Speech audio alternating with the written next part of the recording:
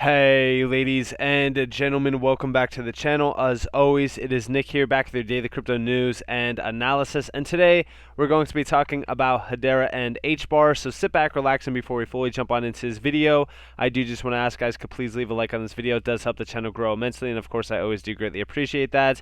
And if you do find any of the information in this video valuable, useful, or interesting in any sort of way possible, definitely hit that subscribe button and turn notifications on to never miss a future update.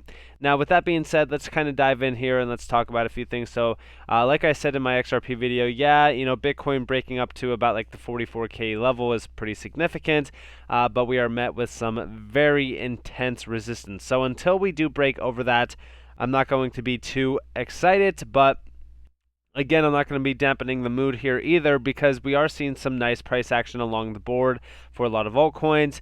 Hedera has been sitting a little bit stable at around like the 23-cent mark. Trading volume is up a little bit, 41.7%, but for the most part, we are still just kind of ranging on here. There's not an incredible amount of movement at all. We're still, if you look at the 1 year mark, we're still at around this nice sort of coiled up point that we were at even back in, August. So until we do see the next major price move on Hedera, and I've always said that my targets on Hbar are basically like around like 35 to like 38 cents. That's the point where I start to get very excited on Hbar's price action, but we have a long way to go. Of course, things can happen in a blink of an eye, but I am here waiting patiently alongside all of you individuals as well. If I have to wait a little bit longer just to see Hbar's true potential be, viewed, if you will, then that's totally fine with me. I could wait forever for Hbar's true value to be unlocked, because I know the potential behind something like this, and we're actually going to be addressing a few things, especially with, of course, what is happening in the world now. So without further ado, let's just kind of move forward and let's talk about a few things. So first off, Shane Higdon, here he is quoting the Travel.com partnership. So if you guys did miss this, it's Travel.com. They basically partnered with the Hbar Foundation to integrate Hbar as a crypto payment service. We do see here, thanks for the partnership, Travel.com. The native integration with Hbar will make the user experience when booking travel even more frictionless. Not only that, but also sustainable. But we do see here, we are excited to announce that Hbar is live on Travel.com. You can now book millions of flights, hotels, and activities around the world with one of the fastest networks around. This is very interesting, and this is also very cool. We actually see from the Hbar Foundation, they're saying, distributed workforces, digital nomads, and travelers can now access 3 million plus travel products using Hbar. And if you guys don't know how big Travel is, here you guys have it. So Hbar can now be used to book from a variety of 2.2 million plus hotels and homes, 600 plus airlines, and 40,000 plus activities in more than 230 countries. So very interesting, very cool. Will I be utilizing this? 100%. If I am booking a flight, if I'm doing anything, I am going to be utilizing Hbar. So this is awesome, and we do see here this nice quote that Hedera is an enterprise-grade network, is a great fit for the platform like Travel that requires significant throughput and scale. In a competitive market, Travel knows that reliably fast transactions led to a great user experience. Hedera is a perfect fit to solve this challenge. And also, yeah, when we are talking about, settlement times, we're talking about, even, efficiency and things like that, Hbar definitely is a clear-cut and dry winner. We actually see here as we continue to expand our network of cryptocurrency accessibility. We're particularly excited to onboard Hbar as is Hedera, one of the fastest and most energy efficient networks. Hbar is accelerating the payment process with their transaction speeds for bookings, thus creating a better user experience and journey for travelers. So awesome to see, incredible. I love to see a lot of things like this in terms of just retail demand. Like this will outreach to retail. This isn't just going to be a major enterprise grade use case, or, oh, hey, look, it's going to be another Hbar, use case that's going to be incredible for the banking scene. No, this is more so retail individuals that me, you, anybody can utilize Hbar now for, flights, for vacation, whatever it is. This is awesome to see, especially if you do enjoy retail use cases. So again, awesome. I love to see it. Now let's talk about the big picture here, and that is, of course, the financial system is changing right now. So I've talked to you guys about this, and I've addressed this in my last couple XRP videos. Actually, I was talking to you guys more so about the downfall of Swift. It is looking like Swift is going to be taking some major hits here shortly. Now, I do want to connect this back to Hedera, and the way that we're going to connect this back is we're going to be talking about what is being built right now within, of course, this massive crypto market. So first off, a lot of people disregard the idea of DLTs really kind of taking over at mass scale in this market. Everybody's kind of focused on Bitcoin, Ethereum. What's the next major play here? Is it Metaverse? Is it NFT? Is it this? Is it that? Honestly, I don't really care too much about NFTs and metaverses from the side point of being like a fundamental investor, right? Because metaverse and NFT use cases are like whatever. It's like it's a dime a dozen, right?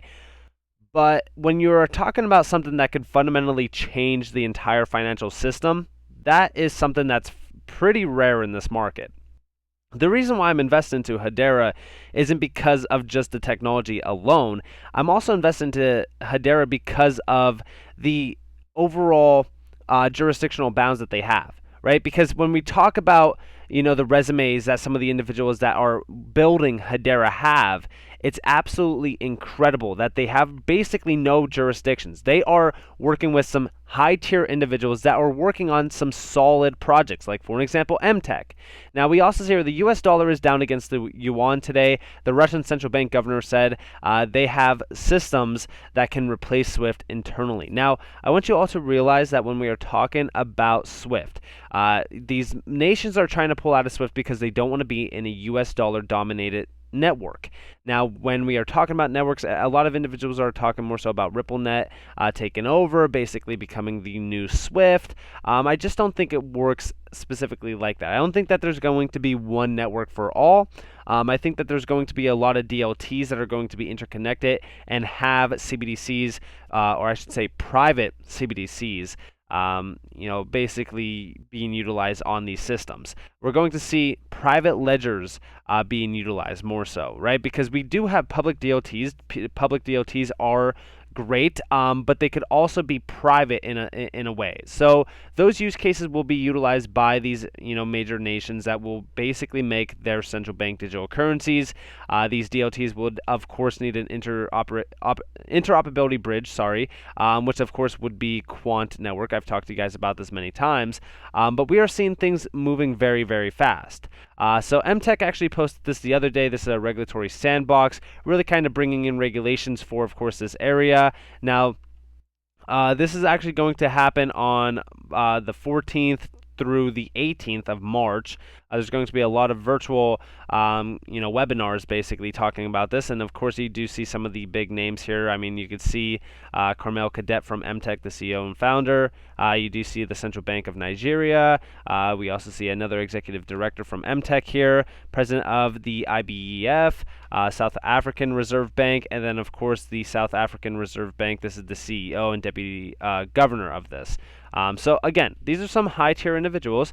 Of course, they are focused on, Africa as well in terms of financial inclusion. We know that a lot of these areas lack financial inclusion, but also it's the idea of bringing regulations into this open banking scene. And I'm actually going to be talking about open banking today in my Q&T video, so stay tuned for that.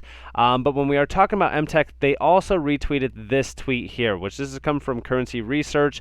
The discussion continues at the Digital Currency Conference as the digital dollars or dollar projects.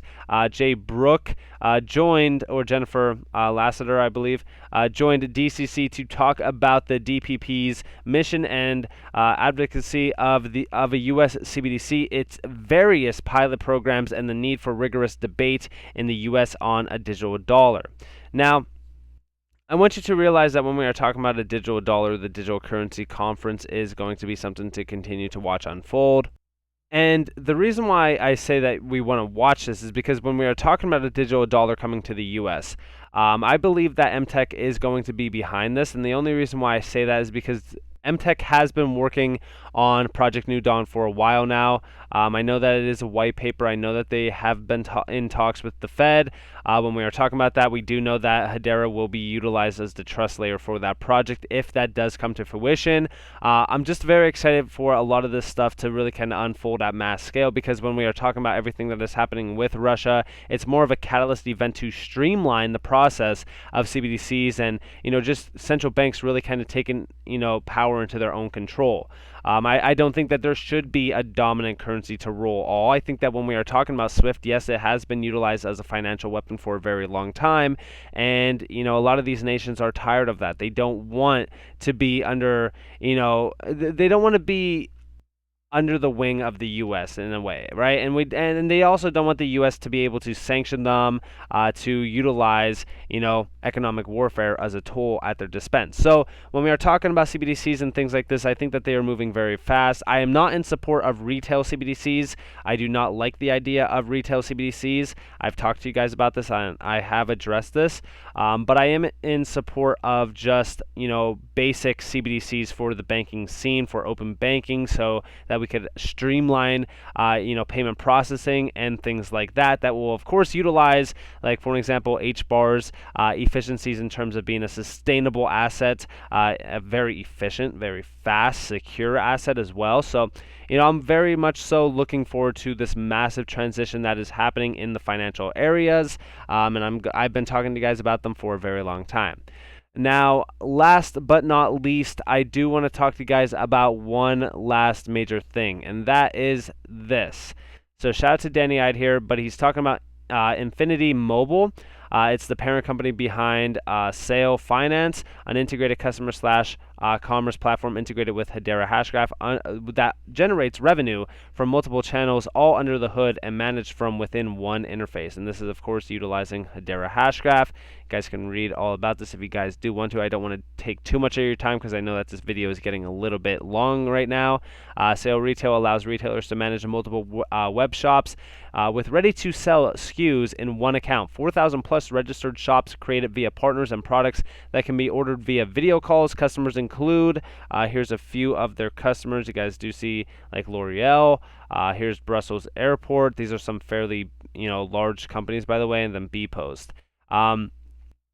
Awesome to say the least. And we also see Sale Resto allows online food orders for pickup, delivery, and in-person dining, keeping track of customers, their orders, preferences in all sales channels. Features include multiple location management, QR codes on the menu, digital vouchers, and more. Sale Customer allows you to segment your customers based on their order preferences, location, language, order history, so you can create promotional campaigns, contextual rewards, and loyalty programs. 5 Sale Connect allows you to mint NFTs in 3 clicks, sell NFTs via web shop using fiat, soon Sale, distribute NFTs as a reward, store NFTs in a secure custodial wallet, and activate a perk management engine. And of course, you do see the Hbar Foundation mentioned here with, of course, Venly, and also Decubate.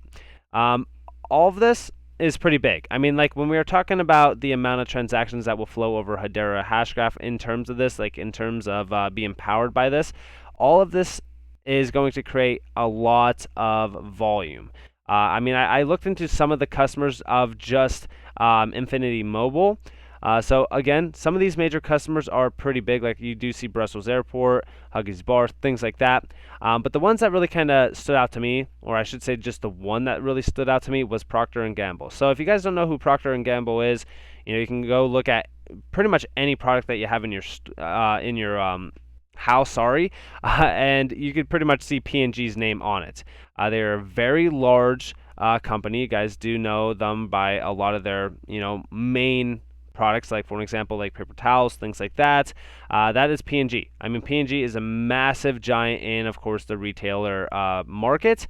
But we do see here, on the bright side, the shift to online also opens new possibilities for these large brands to get in touch with the consumer in new, innovative ways. Infinity Mobile helps the company in creating touch points both in store as online. So again, these use cases, when we are talking about some of these major connections, of course, are we talking more so about Infinity Mobile being a major partner with Hedera, or are we talking about Sale? I mean, if we're talking about Infinity Mobile being a parent company behind Sale, I would definitely assume that they both, I mean, not both, but Infinity Mobile does know Hedera's name. I honestly see Hashgraph technology taking over at a massive scale.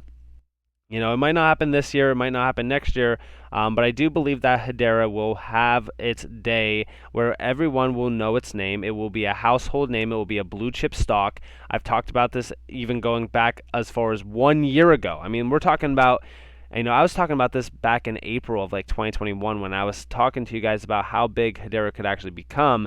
And honestly, in just 1 year span, I've seen Hbar and Hedera, right? Like even Hbar just as a currency, you know, seen massive moves forward. And I honestly see when we're talking about this space, like I said, where it's not going to be Bitcoin, it's not going to be Ethereum, it's not going to be this, it's not going to be that. The top five at least will be DLT technologies. And the reason why I say that isn't because I'm biased on, hey, Bitcoin's going to be replaced or anything like that. No, absolutely not. No. But what I see is the fundamentals behind these DLTs. I also just talked to you guys about Q&T the other day, mentioned in DLNs, distributed ledger networks. Those are going to be big too. And don't get me wrong, when I'm talking more so about DLTs and DLNs, that's why I do put my money into quant as well, because I do see a future for DLNs more so than DLTs, because, you know, without a DLN, DLTs really won't be adopted in, you know, a global scale, because guess what? They need to be interconnected, to have that interconnectivity to message each other and actually transact between one network to the other network. So again, Q&T plays a vital role in a lot of the success of DLTs. And when we're talking about Hedera, they have been making incredible moves. I know a lot of people talk about, you know, the tokenomics and things like that. I might even do another video on that. I've talked to you guys about the tokenomics before, but of course, with all that in mind, I know this video has been a little bit longer than I expected, but it is what it is. I hope that you guys enjoyed this video. If you guys did, definitely leave a like, subscribe, to notifications on if you guys want more free content. You guys are more than welcome to follow me on Twitter and join the free Discord down in the description below. As always, up to you all. Have a beautiful day or a beautiful night wherever you guys are in this beautiful world. This has been Nick. Peace out, guys.